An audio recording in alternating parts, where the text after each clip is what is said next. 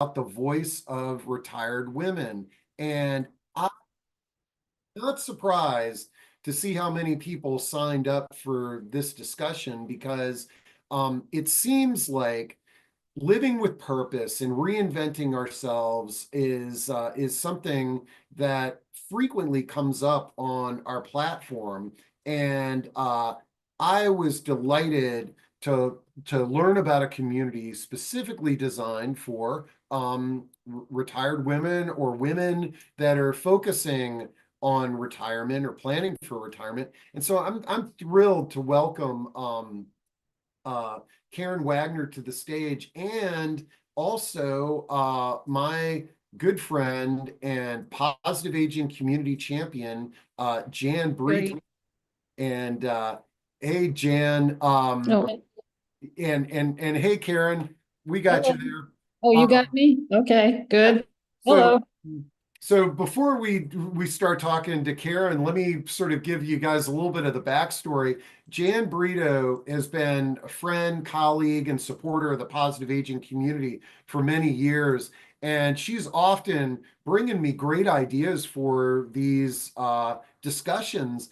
And Jan attended a session that was on Karen's community, which we're going to learn about. It's called Lustre. And she said, Steve, you ought to consider having these folks on because I was really impressed. But Jan, tell us a little bit about your experience and why you recommended this, but also tell us a little bit about who you are and what you do. Thank you, Steve. It's a pleasure to be with you again. So I lead a team of realtors at Compass who specialize in working with older adults. Our division is known as Capital Senior Solutions. We come in early in the process and act as a project manager, helping that person transition from their longtime home to whatever their next home will be, and provide them connections with all the resources that they'll need to make it happen and manage the whole process.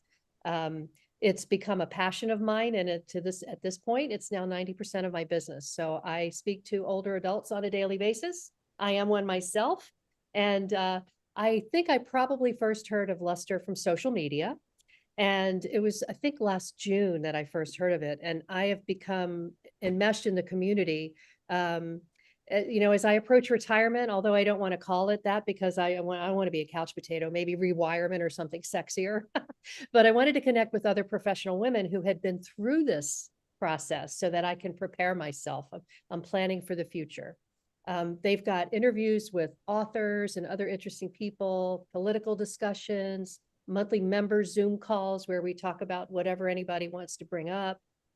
Great reading material on the website, topics on confronting retirement, even styling retirement. I'm just a huge fan, and I wanted to let Steve and his audience know about them and introduce Lustre to the world. So thank you, Karen, for being available to do this. Well, thank you, Jan, for such excellent words. Appreciate it. I love it. Well, now, Karen, you've got a partner, Erica, who unfortunately, folks, had a medical condition that needed to be scheduled and unfortunately today was the day. But we've got you, Karen, and I love you shared with me your story when you first met. I love it. So tell us a little bit about your story, and then we'll dive into a discussion, and we'll learn a little bit more about Lustre too. Great. Hi, thank you, Steve, and thank you, Jan. Well, I was somebody who fell in love at the age of 2 with New York City, and I determined to come here, and I did, to go to law school. And I became a lawyer and practiced law at very high levels for about 4 decades, and loved every second of it, loved New York, loved the practice of law, loved everything. And then at the end of that period, it was time for me to retire. It's not really optional. So I approached retirement in a very grown-up way by pretending it was never going to happen and making no plans and just assuming something was going to change. But it didn't change, and then I got retired. And my partner, Erica, was in a similar position. She too was a lawyer practicing at a high level. And so we both retired at about the same time. And the first thing we did, we retired in the winter, which was unfortunate. If you can retire in the summer, do that.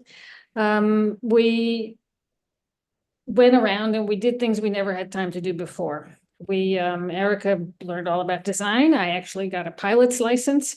We went out to play. We had lunch with wine. We went to matinees. We said, this is fabulous.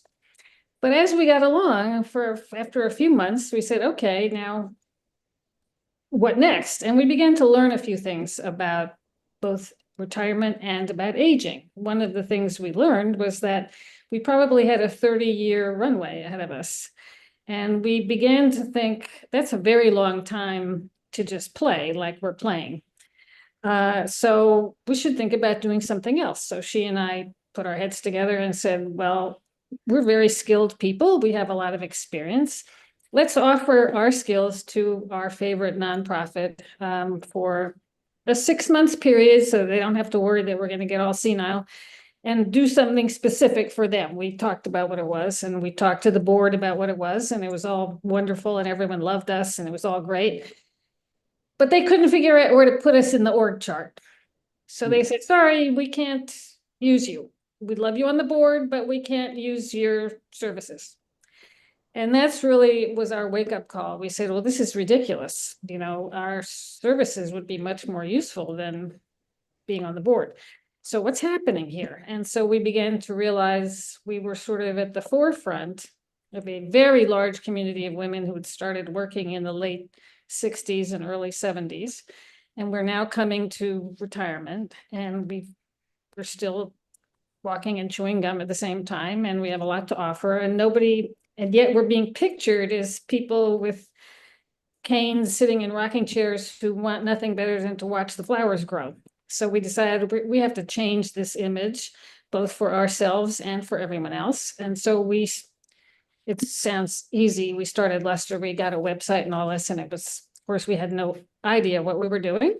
And we hired some nice people who were mostly young men, all of whom said encouraging things like, ooh, our mothers would love what you're doing. So we said, okay, we're on the right path. And we started a website. And since then, it has grown to various kinds of events. We did a lot of in-person events at first.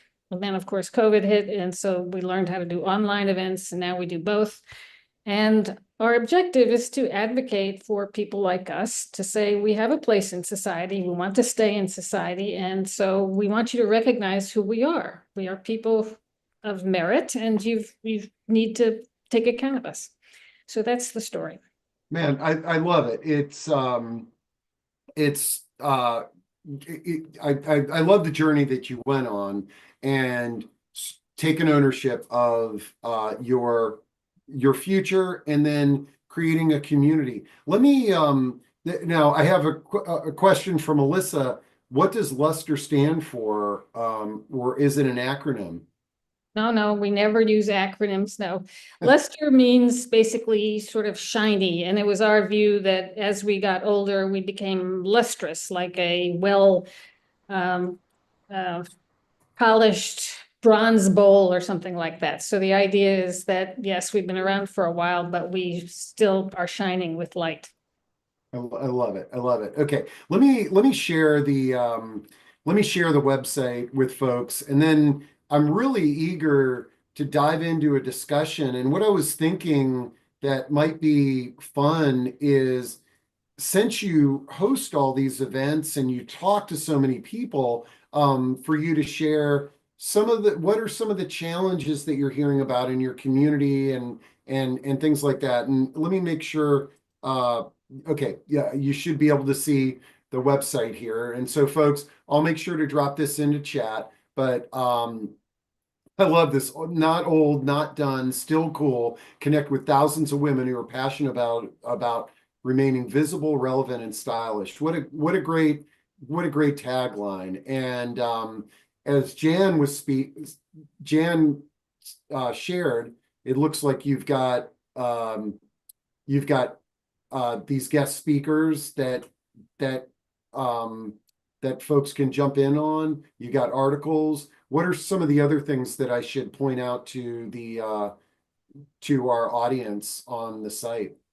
Well, we have monthly, more or less monthly calls where people call in and talk about whatever they want to talk about, which is always interesting. Every Thursday morning, we have a news show. We have a retired ABC executive who hosts a half an hour on news of the prior week. And she's got her own very particular perspective on that. We have something called the Lustre Travel List, which is information about if you travel somewhere and you want to know where to stay, where to go. The information is provided by our members, so you know that it is coming from somebody more or less like you, so it's might be interesting. Mhm. And all kinds of events, and sometimes live, and often a lot of them online. Yeah. Tonight's event is with an author, a woman, a remarkable woman who became a doctor, and while she was studying for medical school, she read romance novels and she decided she wanted to write romance novels. And since she's become a very famous novelist, and she writes crazy stuff and really good work. And so we like to showcase people who are they're not all women, but a lot of them are, and who've done things, who've pivoted in some way. We regard retirement as sort of a pivot from what you did for a long time to something new. And a lot of the people we speak with have done something like that. Oh, no, this is great. And then is there a way to can people like join in on a discussion to see if they like it? I see that in some of the areas that it's a paid membership, but is there a way It to is, kind of it test is a paid membership. You can sign on to see a few things, a limited number of things, and then it's $65 a year. So it's not massively expensive. Okay, yeah, that's pretty And fun. we also have a massive social media presence. That's where people talk about all kinds of things. And obviously like so if you go to the Facebook or Instagram page, you don't necessarily have to pay for that. You can You do not have to pay for that. Oh, that's a great way to just see how this community fits for you folks. So Yes. okay, well, what I'm psyched about is that because I know what it's like running this community that I run, and I've got all these topics, solo aging, what to do with our stuff, affordability, that because I'm deep in the discussion and in fielding so many questions. So what I'd love to kind of kick this off with is having you share like what is the chatter amongst your members, and or what are some tips that you've got for folks that may be confronted with some of the similar things that you and Erica faced? Sure. There are a lot of things. First of all, I'm always amazed. There are actually people who join us who have a plan. There's one person I know who had a plan for retirement that she started to develop the day she got her first job. That's very impressive. There are many who do some planning later on and they're all happy and having a good time. But an awful lot of people are anxious. So the people who are approaching retirement and really don't know what to make of it, especially people like us who were in a long-term career and they had a structure and they had a purpose and they knew what they were doing and they were on top of everything, they can't really imagine what it would be like when all of that is gone. So for those people, it's hard to explain, really, as all those of you who are retired probably know. It's hard to explain. So for that group, we try to talk about the fact that you aren't going to turn into somebody different. You're still going to be who you are. You still have your talents. You still have your experience. You will be able to find some way to use that, but it will not happen overnight. And you will have to go through some drama first. You will mourn. If you liked or loved your job as we did, you will mourn losing it.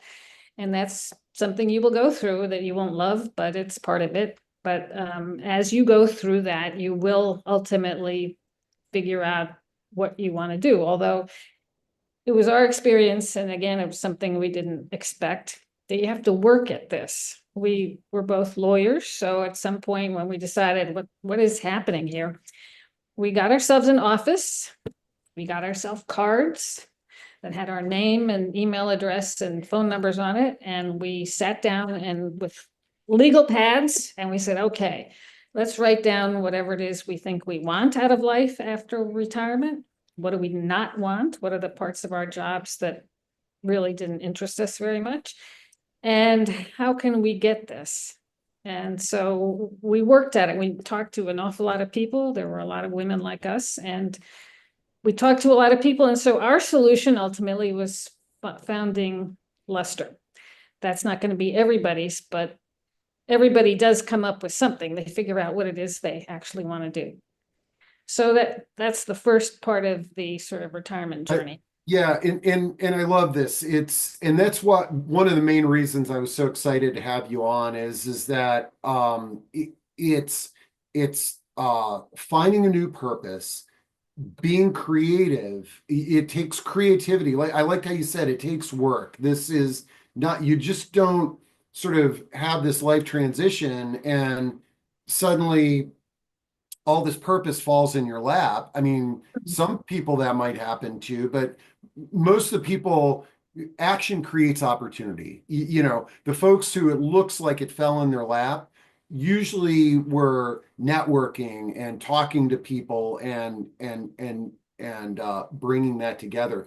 I a more extreme example of somebody that we've had on that is Sam Simon, who was diagnosed with dementia and was at a loss of what he's going to do, even contemplated going to Switzerland and ending his life.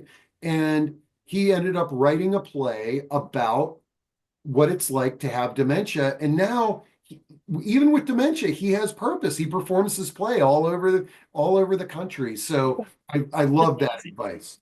That is amazing. What a good story. Oh, it's I even just talking about him, I almost tears come to my eye.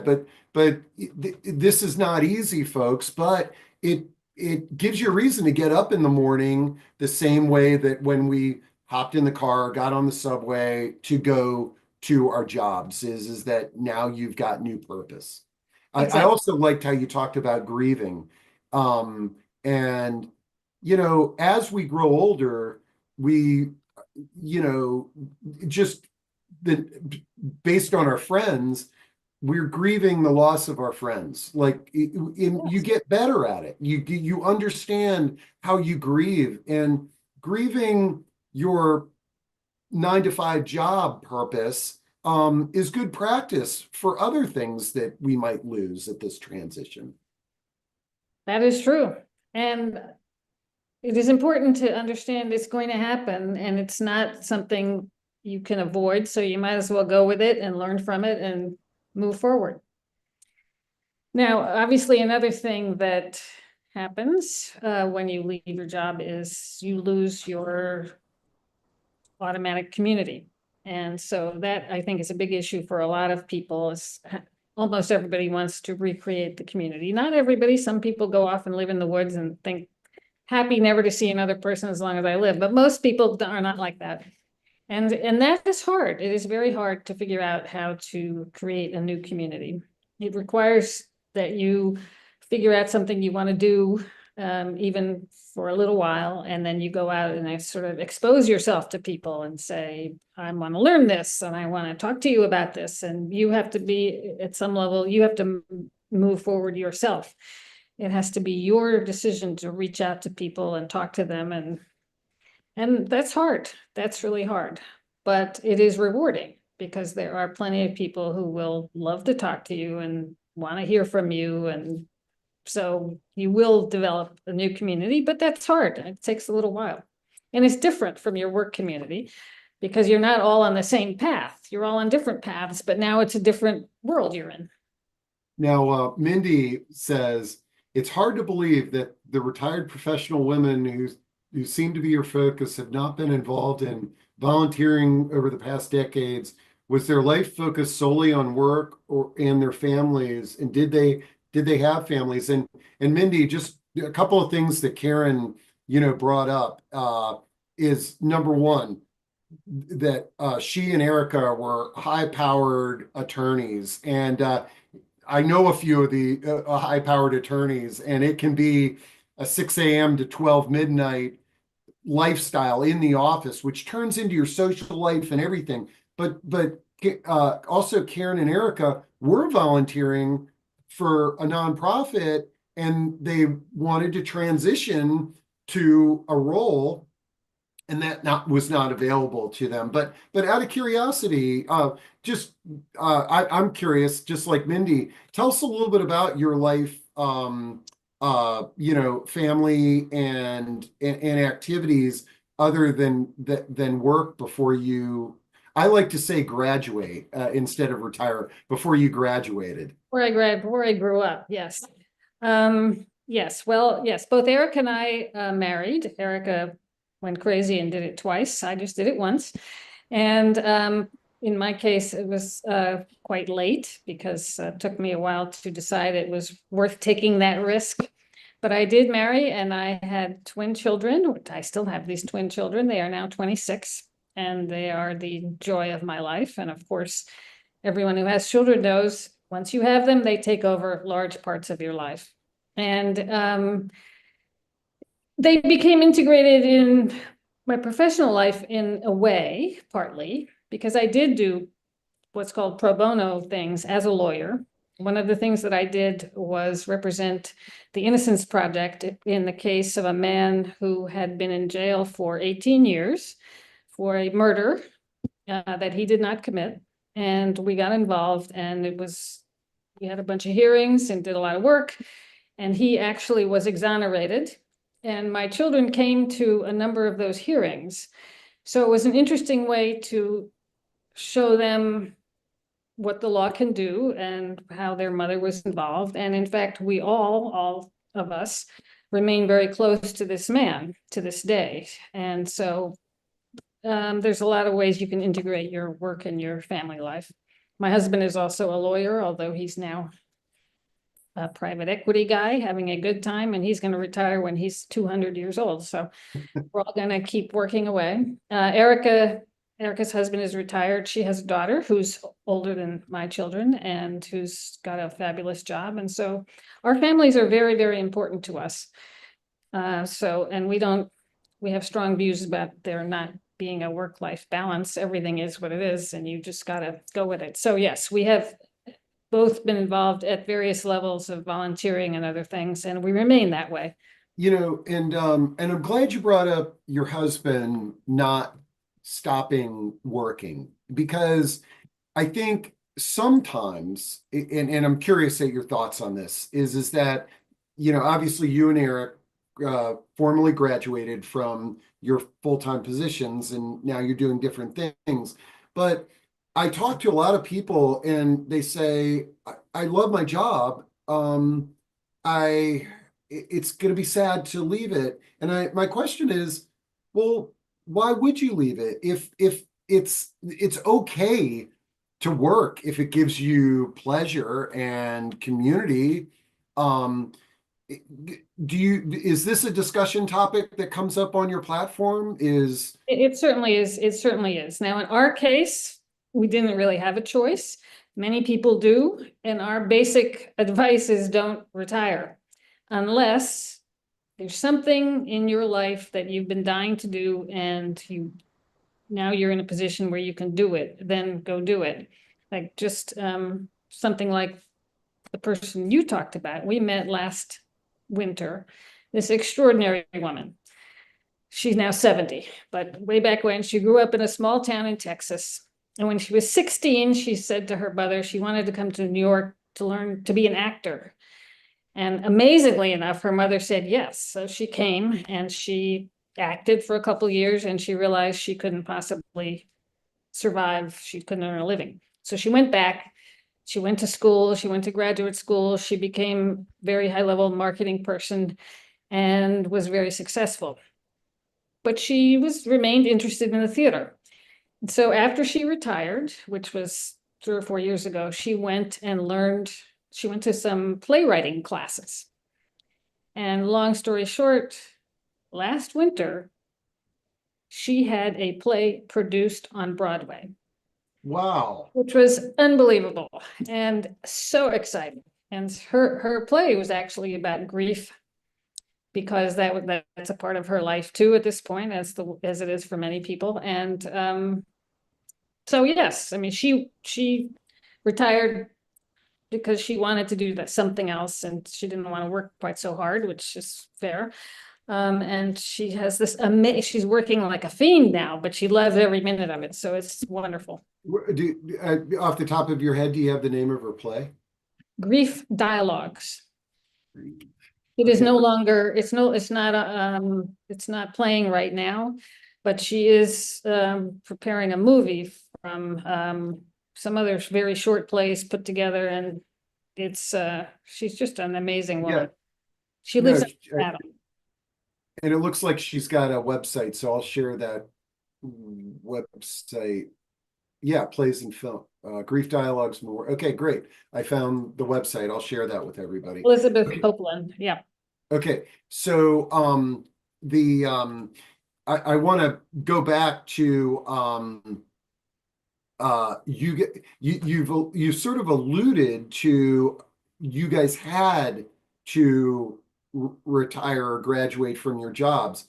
Was there an age restriction in your firms? Oh, no, I mean, no, but it was like, this is how it works. It would have been strange to just stay on.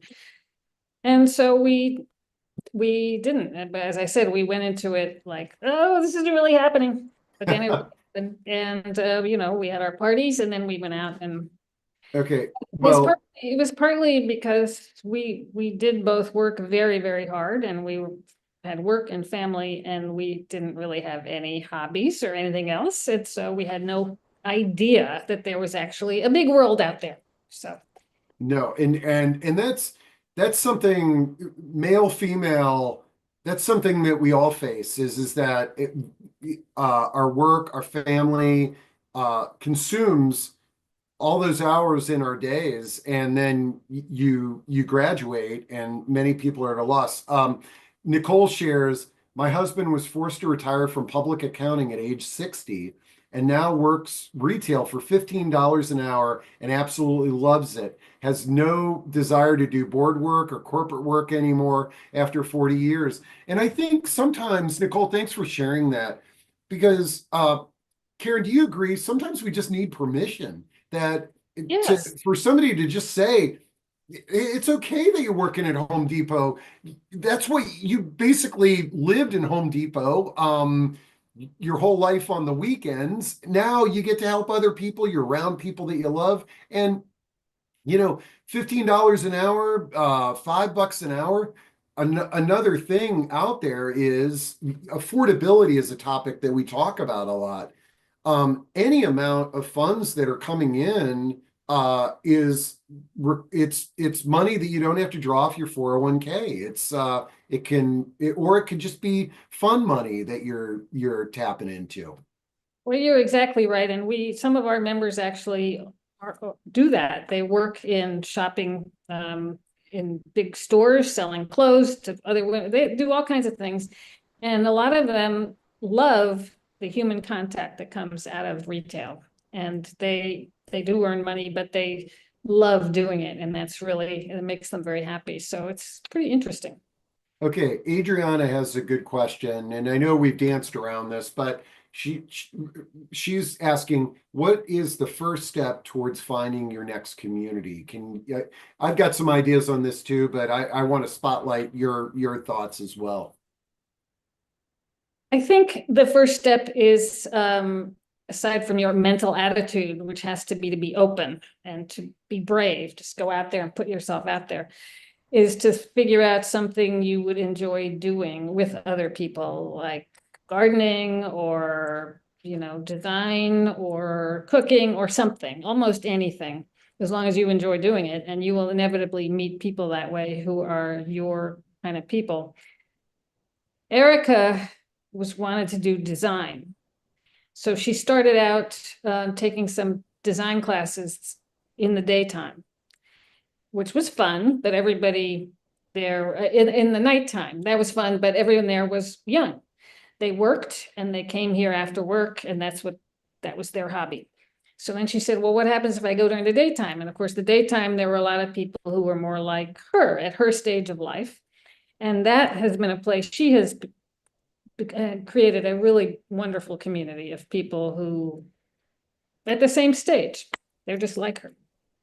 Yeah, and there's programs like Osher Lifelong Learning. A lot of the museums have courses, and I agree, Karen, that if you pick during the day from 10 to 2, any kind of program, you go into a gym during that time, you're going to find people that are living the same lifestyle that you are. They're free during the day. And I'm intentionally not saying people your age. It's a cohort, and building that community should be intergenerational, as well. Absolutely.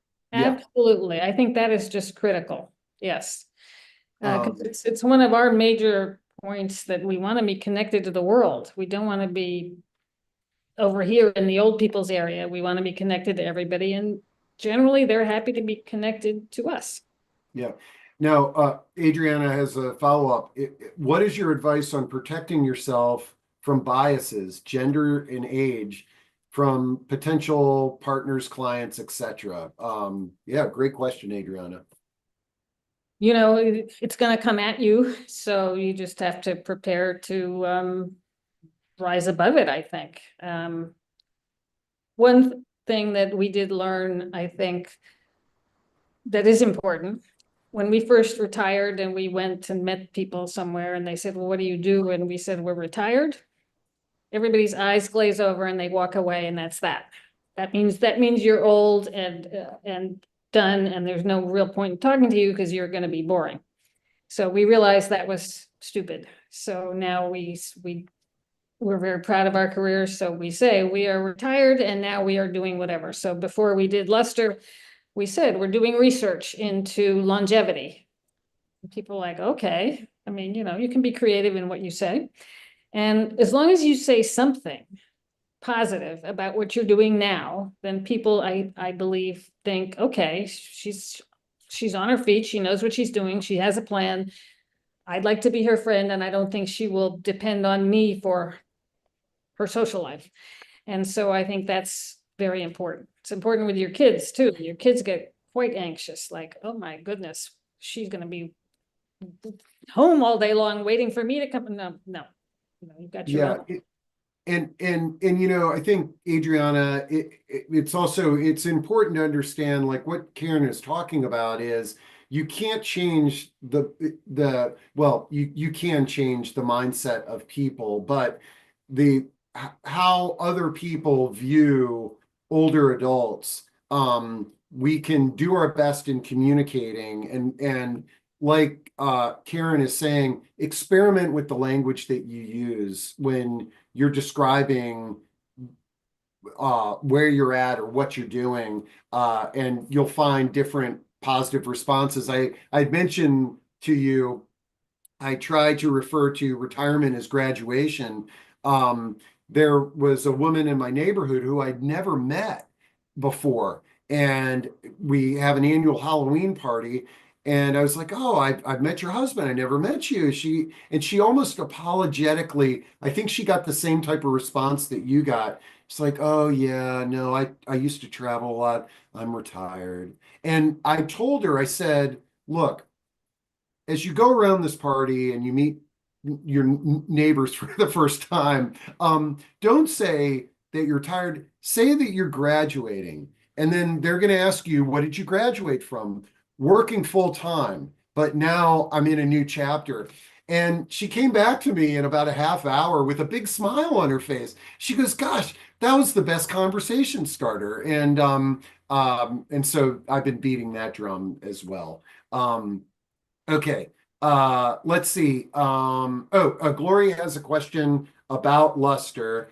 I'm looking at your website, and it's, what do I get for my paid membership? And Jan jumps in and says, I can tell you, I love the membership and all that I get from Lustre. But for those that might be considering joining your community, give us the elevator pitch. Absolutely. Well, you will get a weekly newsletter that will then highlight our weekly posts, which are for the most part some form of advocacy for women like us. It could be how we should be treated better, but it's also what are we going to wear this spring? What are we cooking? What books are we reading? What's happening out there in the world that we think is good or bad. So that's a weekly thing. We have online events very frequently, several a month. We have in-person events at other times. We have this weekly Thursday morning news show, which is half an hour with this retired ABC executive who is a very good newscaster and very entertaining in the way that the way she looks at the news. We have this travel list, which is recommendations by other Lustre members of places to go and things to do in various places where they live or where they are traveling to. And we have just launched a new platform. And so the new platform allows us to do something that we've not been able to do before, and that is to allow members to communicate with each other. So the platform is going to allow people to come together by location, by subject matter interest, by anything else, and say, hi, as an example, hi, I'm living in Chicago, but I'm going to be in San Francisco next week, and I wonder if there's anybody there who might like to meet me for a coffee and show me around. So that kind of member-to-member communication has not been possible before, but now it is possible. And we think a lot of members told us they would like to be able to do that. So we're excited about offering that on the website. The website That's great. The new website is literally like 3 days old. So we're waiting to see how it all develops, but we're assuming that will be very popular. And so folks, and as we said, if you joined a little bit late, they also have a very robust Facebook page. I mean, I just logged into it. You've got over 130,000 members on your Facebook page. So one way to kind of dip your toe in the water before you pay the $65 annually would be join the Facebook, sign up for a few free things. But my point to having Karen on and featuring Lustre is that she's a part of this robust community and reflecting on these insights that we're sharing. And to that end, Jean, I want to thank you for your comment that you put in there. And I think what we could do is if other folks would like to share what Jean, something similar to Jean, this might incubate some ideas, especially for those that don't have a plan. What Jean says is, retiring for me is living my best life. Square dancing, line dancing, going to lunch with my neighbor, enjoying children, grandchildren, traveling, fellowshipping with my church, and volunteering 2 to 3 times a week. So folks, if you feel inclined, just drop into chat, kind of either what your vision of this chapter looks like or what you're doing now, and it might give others some ideas. And I think that's probably the best part about the community you've created is the interaction with others so that it can give you ideas on how you might live your best life. It's actually extraordinary what people do, and people comment, especially on the Facebook, with long stories about what they're up to, and they're all amazing. Everybody is doing wonderful things. Some people are not happy about something or another, but they're happy to be in a group where they can whine about it, whatever it is, which we respect. But there's so many people just doing remarkable things. We had a woman who commented on our site, and we invited her then to talk to us. Unbelievable. She and her husband travel, and they go and live places for 6 months at a time, and then they move. And they each have one suitcase, and they've been doing this for several years, and it's incredible. I mean, it's not necessarily what I would want to do, but her story was incredible and she was amazing. And that's the other thing that's amazing about these people is they're incredible. They're wonderful. And listening to them talk is just heartening and exciting and inspiring. So I that's love been it. one of the great things for us is meeting these wonderful people. Okay, Barbara has a question, and I'm fielding this to you, Karen, but also, I mean, we got of almost 150 people in the audience. So if anybody has an idea for Barbara on any of this stuff we're talking about, throw it in there. But Barbara says, what do you say to your children uh, without offending them when that you want to spend time with the grandchildren, but not on a regular basis while I'm searching for the next season in my life?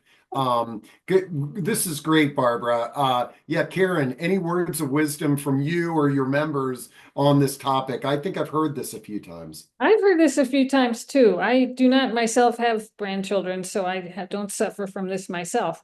But I think it is hard.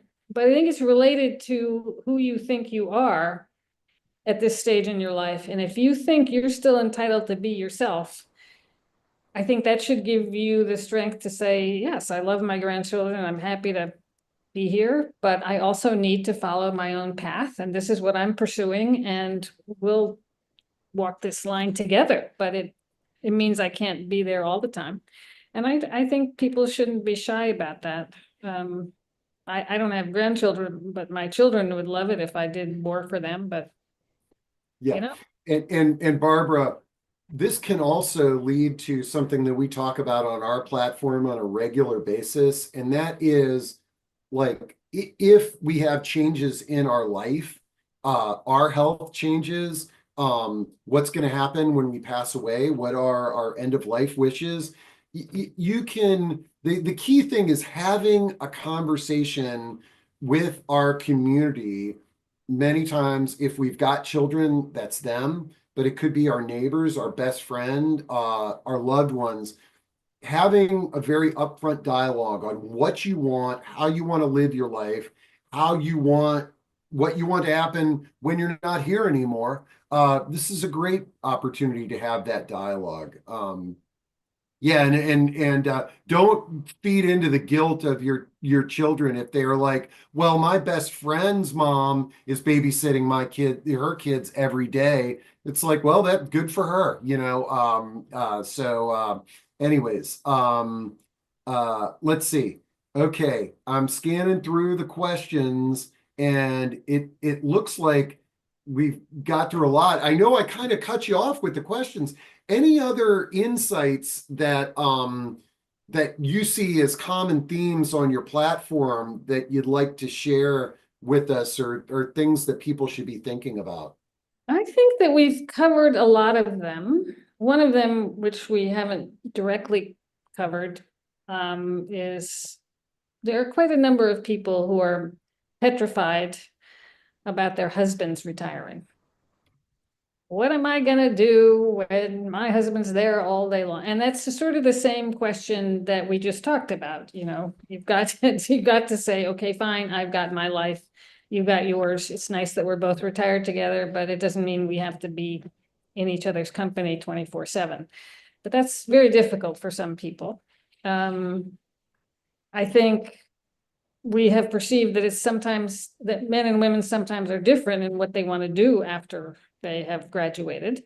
A lot of women do want some kind of purpose in their life, and a lot of men seem to pretty much be happy with golf. That means you're on kind of different paths, but that's fine. You do whatever you're going to do during the day, and then you come together to do whatever you do together. And I think you're exactly right when you say you have to have the self-confidence to be open and say, this is what I want to do, and I'm going to do it now.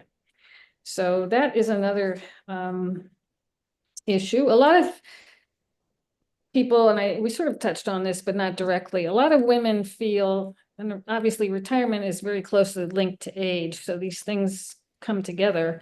A lot of women feel that once they retire, they become invisible.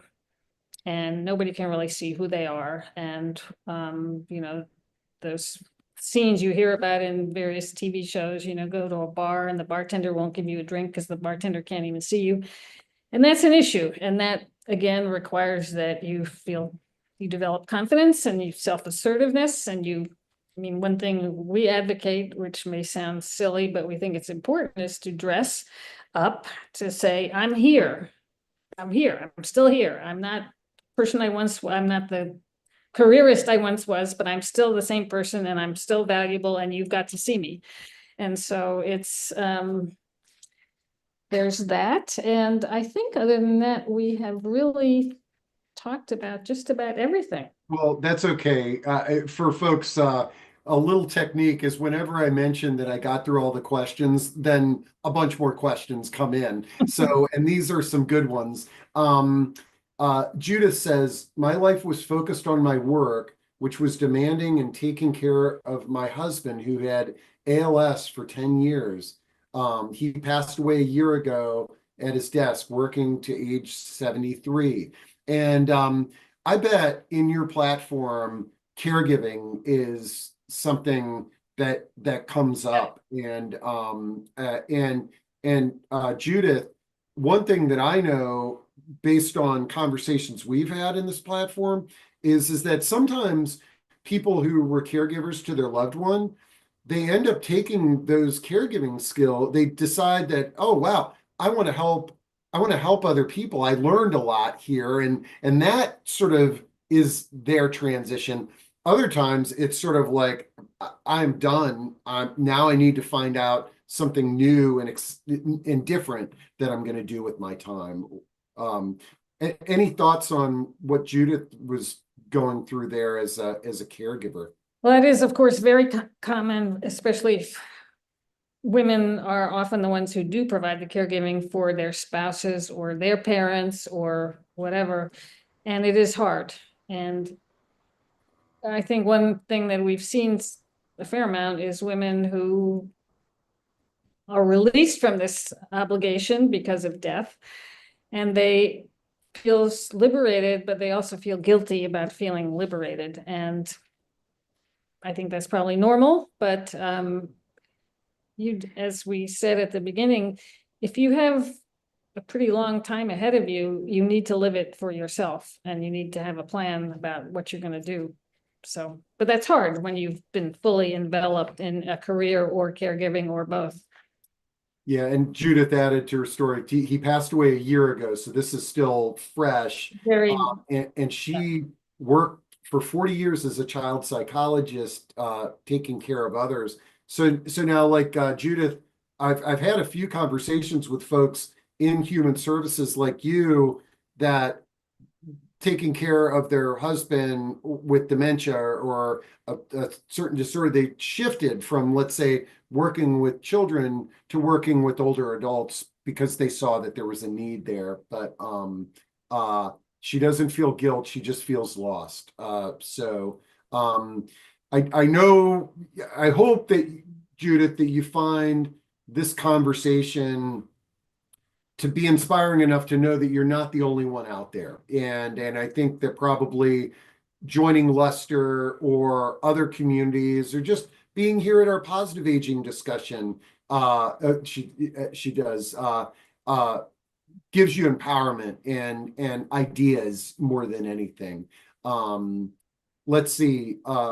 Miriam says, I retired after 33 years from the federal government in my mid-50s due to health. That has been isolating for me. I lost the job that I loved, and I had my friends still working. Volunteering at my church has helped show me that my work skills are helpful in another way. Glad to hear you say it's a journey, for I feel I'm heading towards a new future. You're doing all the right things, and you took the hardest step, and that's just getting out there, right, Karen? I mean, that is the hardest step. Yes, you have to be brave to do that. And but you need to do it. And once you do it, things start to come into focus. Oh, wow, look at this. We've got a Lustre member who says, my retirement began. I spent 10 years supporting my husband through Alzheimer's and heart disease, holding on to myself was imperative. I just joined Lustre, so thanks for bringing this to my attention. So I hope you're finding that the community helpful there. Pam says, my advice for a happy retirement and a happy marriage with your spouse is give each other space. And you know, but every relationship and every individual is different. We were saying something earlier about I think it was a question that somebody brought up, and I wanted to share, you know, on our platform, our number one topic is solo aging. And there was a woman on one of our discussions who somebody made a comment that the dialogue was getting kind of depressing, you know, is that people were talking about how they didn't have anybody for their powers of attorney. And this woman, she jumped in and she said, look, she goes, I'm a solo ager. My husband passed away. I loved him dearly. I mourned his loss. I think about him every day. She goes, but she goes, I have to tell you, I got brave enough to take a trip by myself, travel solo, which I had never done ever in my life. And she said it opened up a whole new world to me, because when she was traveling, she was always catering to her husband. She was always picking places that he might find interesting, sort of planning it all around his needs and not hers. And the empowerment of, you know, now being able to do what she wants, go where she wants. And in these solo travel programs, other people that are just like her. She said it was amazing. That's a good story. I like that. Let's see. Okay. How about, okay, Mindy says, how do you address the issue of infirmity, disability of retired people, and the issue of financial challenges? Holy cow, Mindy, a lot of hot topics that we could probably talk an hour about. But Karen, any sort of thoughts or buzz that you hear in your community on, you know, losing some of our abilities through health changes or affordability? It's hard to give advice on that. That's just really difficult. You have to work through it, and we don't have any brilliant ideas about how to help other than to try. Don't give up. Obviously, as we just talked about, when something happens right afterwards, it's very hard to do anything. You're just gotta take some time. But then after you take some time, try to get back to what you need as a person and figure it out. And you will be limited by both of these things. But And Mindy, I'm gonna just jump in and share that what Karen and I have been talking about a lot about is finding your community and being part of the community. And I'm going to share a discussion that I did for Kensington Senior Living last week on it's solo aging, but what I talked about is giving you an idea of how to build a community, building your personal village. And what I found is that when we have healthcare problems, if you can connect with other people who are facing the similar healthcare problems, it opens up a whole new world. But then the affordability aspect of that is that if you can build a personal village where volunteers and friends are supporting us, those are checks that we don't have to write to paid providers. So hopefully that helps you with your question there. Okay. Okay. Let's see. Somebody wants the Facebook page again. I'm gonna drop that in for Lustre, and I was just sort of peeking at the Lustre Facebook page on my screen, and I love like a question that came out.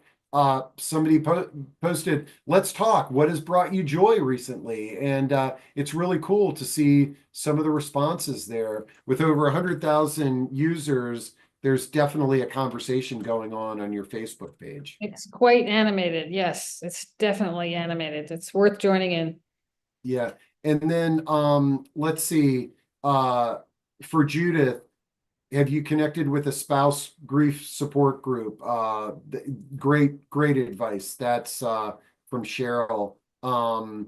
Let's see. Okay, Kelly, I like questions that start with, am I the only person? Okay, Kelly says, am I the only person that just wants to sleep in, catch up on reading, and just letting the day take me where it will? I just posed this to a colleague, and this was his reply. I think it's a problem with both your generation and mine. We keep thinking we must be productive all the time, constantly accomplish things. Newer generations are more focused on whoops, where are we at here? Oh gosh, are focused on traveling, gaining new experiences, or simply doing nothing. I think it just, we're all unique individuals, okay? And if relaxing and spending time on the beach and playing pickleball day is your jam, that's awesome, and you're gonna find other people there who love the same thing. Yeah, we agree with that. We are people who want something different, but a lot of our members like, just calm down, relax. And our view is you have earned the right to do whatever you want to do. So do it. I love it. All right, we are at an hour. This has been an amazing discussion. I'm so glad that we got to know each other, Karen, and I look forward to having you back on with Erica so we can meet her. And and I'm really I really hope that folks are inspired, and this gave you a different way to think about the next chapter in your life. And I hope you check out Lustre and Karen and Erica's community. As Jan said at the beginning, it's she's checked out a bunch of these types of pre-retirement and retirement groups, and she's received some benefits from it, and I really like the stuff that y'all are doing. It's very authentic too, because you've lived it.